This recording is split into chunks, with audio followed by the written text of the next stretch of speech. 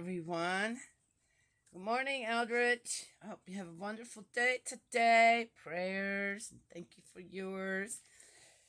And praying for everyone else out there.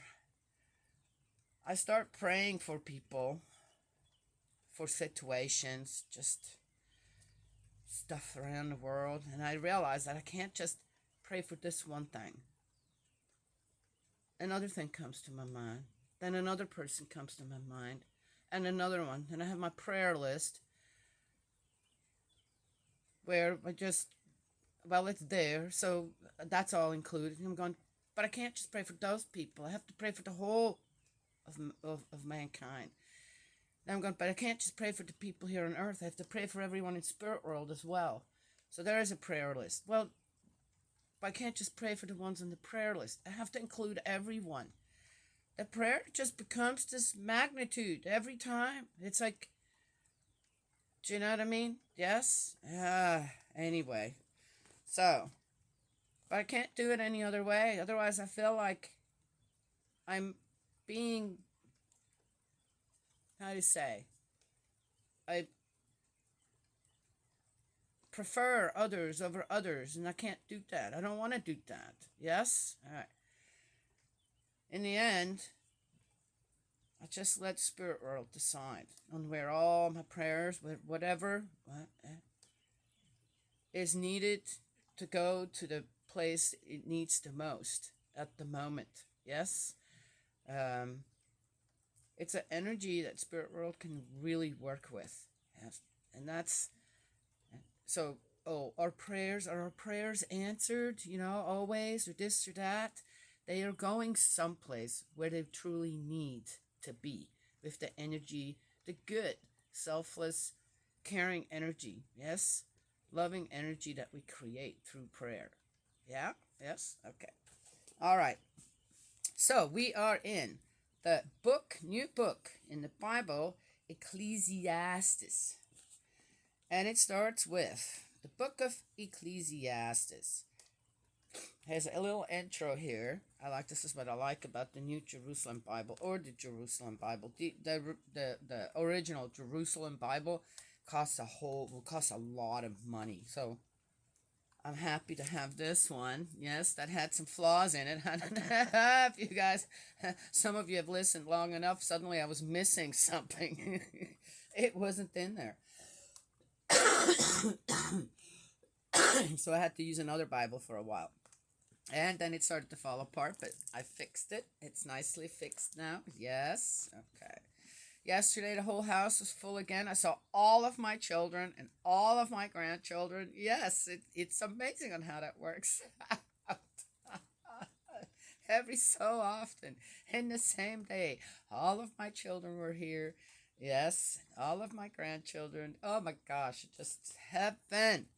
Oh, the reward for my prayers. All right, the author of this book is puzzled, really. In his meandering and disorderly quest, he repeatedly rejects all solutions based on traditional morality, not without a trace of bitterness. He veers from one extreme to another. At one moment, he seems to reject the afterlife, 3:18. At another, to accept it, 12:7. Struck by the futility of life, love, work, and wealth, he remains dissatisfied, though he still accepts God as a creator, ruler, and goal of human destiny. This mentality reflects the disillusionment following the exile, when the old certainties had perished and the upsurge of faith and devotion in the Maccabean period had not yet occurred. The identity of the author is unknown. He presents himself as Solomon, the father of wisdom in Israel, but this is a recognized literary fiction. What have I said before about the books here in the Old Testament? Qoheleth means only man of the assembly, perhaps its speaker or president. At all events, the book is valuable for its uncomfortable and questioning faith, and its inclusion in the Bible is a reassurance for all who share this attitude. Interesting. Okay, let's just leave it at that. But again, it's a book of fiction. They don't know who wrote it. It was given as some name at some point, which wasn't true, which was Solomon. So, but let's just. So surprised.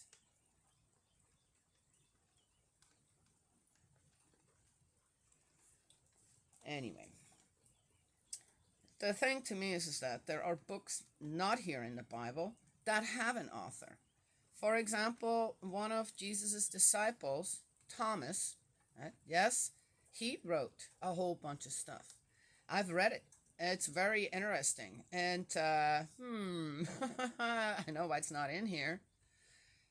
It depicts Jesus not just as this, oh, he's this. Jesus was also, gave very constructive criticism, yes, to the people. Anyway, but it's not in here. The book of Thomas, are in the, okay, the letters of Thomas are not in here. Why not? Because they have an author. They are actually true. Right? Okay, we're not in the New Testament yet. I have a feeling that there is a lot of the Old Testament that the scribe, the priest, whatever, when they put the Bible together, they had decided, nah, we're not going to put that in there. That's discriminating against us, or that's going to put us in a bad light or something, right? Why else would they disregard some stuff I would rather read from real people than what? A work of fiction? But again, what I say, at all events, the book is valuable for its uncomfortable and questioning faith, and its inclusion in the Bible is a reassurance for all who share this attitude. Really? Okay, all right. Ecclesiastes is 1. Composition of Qoheleth, son of David, king in Jerusalem. And again, what does Qoheleth mean? It was not the son of David. All right, you know what? As I said, it is what it is. Part 1, prologue. Sheer futility, Qoheleth says. Sheer futility, everything is futile. What profit can we show for all our toil, toiling under the sun? A generation goes, a generation comes, yet the earth stands firm forever. The sun rises, the sun sets, then to its place it speeds, and there it rises. Southward goes the wind, then turns to the north. It turns and turns again. Then back to its circling goes the wind. Into the sea go all the rivers, and yet the sea is never filled, and still their goal the rivers go. All things are wearisome. No one can say that eyes have not had enough of seeing, ears their fill of hearing. What was will be again. What has been done will be done again, and there is nothing new under the sun. Oh, we have someone who's a bit depressed here. Take anything which people acclaim as being new. It existed in the centuries preceding us. No memory remains of the past, and so it will be for the centuries to come. They will not be remembered by their successors. Not true. Life of Solomon. I, Qoheleth, have reigned over Israel in Jerusalem.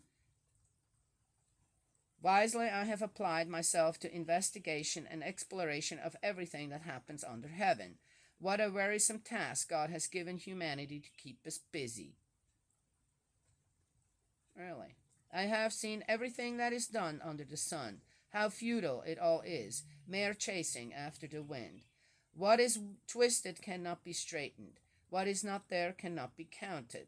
I thought to myself, I have acquired a greater stock of wisdom than anyone before me in Jerusalem. I myself have mastered every kind of wisdom and science. Wow, that dude is full of himself. I have applied myself to understanding philosophy and science, stupidity and folly, and I now realize that all this, too, is chasing after the wind. Much wisdom, much grief. The more knowledge, the more sorrow. That's the end of 1, which is good because I have to be over at the house in 10 minutes. So,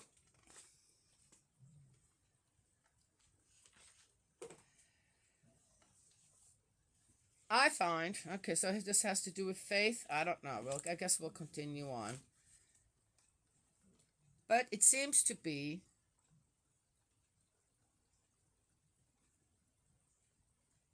an account of someone that has depression issues to start with. I find that, oh, and I can't relate to this at all. I'm 60 years old. I've went through ups and downs, right? In my faith, not in my faith, just life. Life is a bit of a roller coaster if you're a part of it, right? Yes.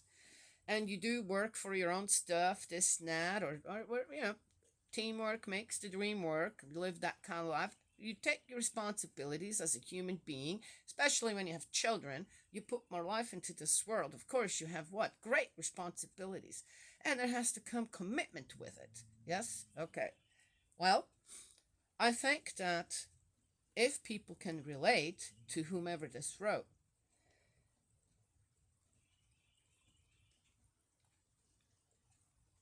with whatever life has dealt them, if you want to call it that, whatever nest they have built themselves, if you want to call it that, they're not happy with the results. And they have to put that unhappiness someplace, at someone's feet. Most people are not willing to just put them at their own feet and look down and go, I just stepped in dog poop. This water's getting too deep for me. I need to back up. Yes, I did that. I walked there. I walked into the dog poop. I walked into too deep of water. Yes? Stinks around me. Who created the stink? Just saying. This comes from someone who didn't get what they wanted from whatever they have done, whatever they worked and toiled for, this and that. Yes? Yes? The result. They wanted a result, a particular result, a condition that needed to be fulfilled at the end of whatever they were doing, and it didn't happen. Right there. What did I say when I started out with the prayers? Yes? And on how, now I prayed for everyone out there. I concluded, it was this magnitude of prayer. Now I want something to happen in my life, right? Everything needs to go good now here because I've done the right thing. Is that the attitude we should have when it comes to faith? Then we do not understand at all on how spirit world and earth, how our Heavenly Father actually put everything in place, and how fabulously everything works, how amazing everything is, with the sorrow, with the grief, with the illnesses, but that comes with it, the accidents. Right? If they are not created by irresponsibility, that of course, right, comes with it. So, wow, what a sad beginning in Ecclesiastes. Pitiful, just pitiful. From my own experiences, all the work, all the responsibility, all the commitment, the sorrow, the grief, the pain, every bit of it was worth it. Okay? And I'll tell you why. Because the greater picture, which often people just a little bit of pain, a little bit of pain creates the greatest whining. If whining, the whining and the discontent of people were as great or could be transformed into happiness, into praise and prayers. Wow, what an energy spirit world could work with here on earth and in spirit world. Yes?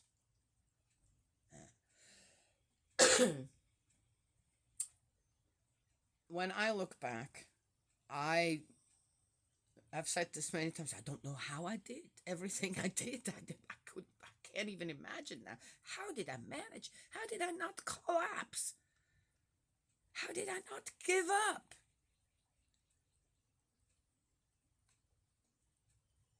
And I have to tell you, it was because I didn't just have faith and believed. I was embraced by faith and belief. And that embrace just never loosened. And yes, I had this experience when I was 17, where after that, it was like, it don't matter now. Anybody could come at me if it didn't have hands and feet. In where God was included, where Jesus was included, spirit world, all is one and together. And there's a purpose for all that. And I have a purpose here on earth. Then I don't want to hear it. It doesn't interest me. And I have lived my life since that time. Oh, according to that, never loosened my faith.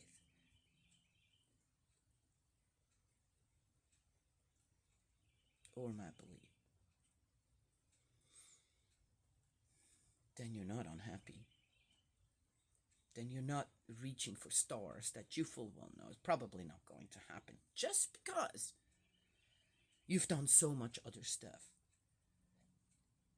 But one starts to recognize what your true purpose actually is. Yes, one may want to become. I wanted to become a veterinarian or a pediatrician. That was my dream from little on. Yes, well, that did not happen. Though the reach, it was very close for me to be able to do that. Yet it didn't happen. I was very disappointed as a 14-year-old. Very disappointed. But then I started to realize I came to this country, a new country, new continent. Met my husband, I realized that I never wanted to get married. Yes, I did not want to get married because I seen the relationships that people had, including my own mom and dad. And my mom don't. My mom was amazing. My mom did.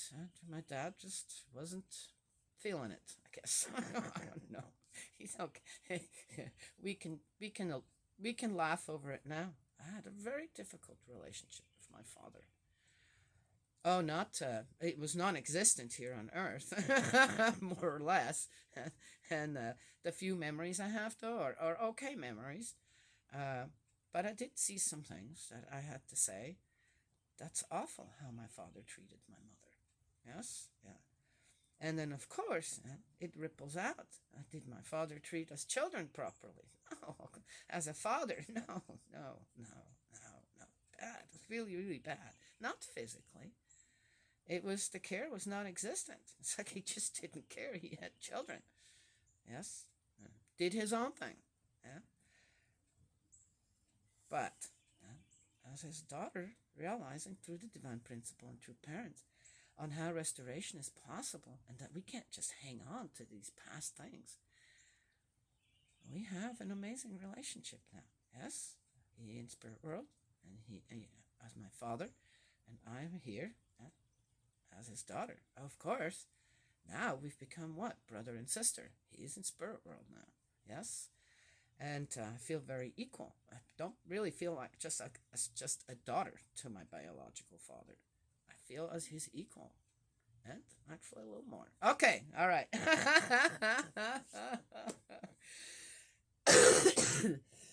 I guess my dad's visiting. Anywho.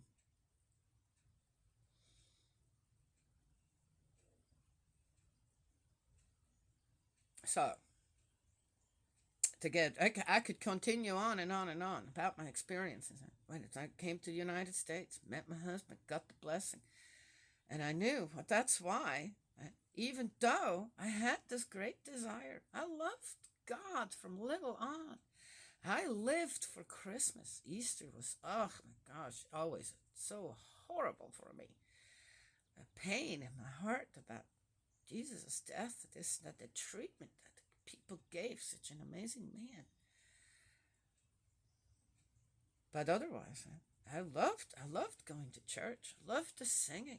I really was. I embraced from little on. Then, of course, the spirit world, right? Yeah, which could be a bit confusing.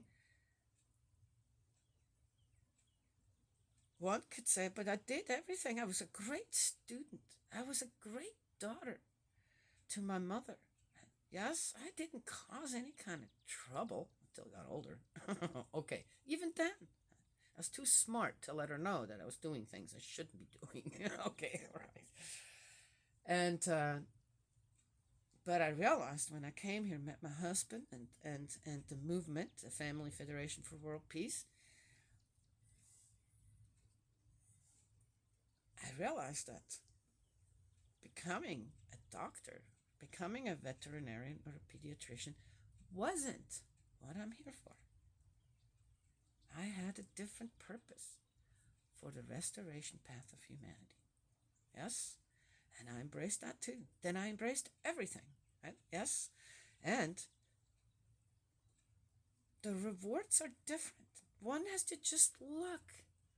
Yes? One just has to open their eyes on where God can work in your life when it comes on what is needed for us, what the best rewards are. Yes? Yeah. What we need, not what we want. I have to go. Okay, that's it for the first book in Ecclesiastes. Yes, look at your life. Is it really that bad? Do you really have to lament over it? Or were there not way more amazing things in your life when you have faith and you believe and you try to discern right from wrong and be there for humanity? Yes, yes, yes, and embrace the faith and belief that our Heavenly Parent has also for us. Yes? And you'll have to say, wow, how did I miss so many things that were so amazing? Just because I didn't get that one thing I really wanted. And that led your life in lamentations and whining and unhappiness and sorrow and pain. Yeah, that's pitiful. Sorry. That's how I look at it. Yes? Get stronger. And re-examine again. Oh, wow. Spirit world and Heavenly Parent were in my life all the time. I didn't notice. Whoa, what happened? Yes? May Heavenly Parent bless and protect you, guide you, brace you with love, and I will talk to y'all another time.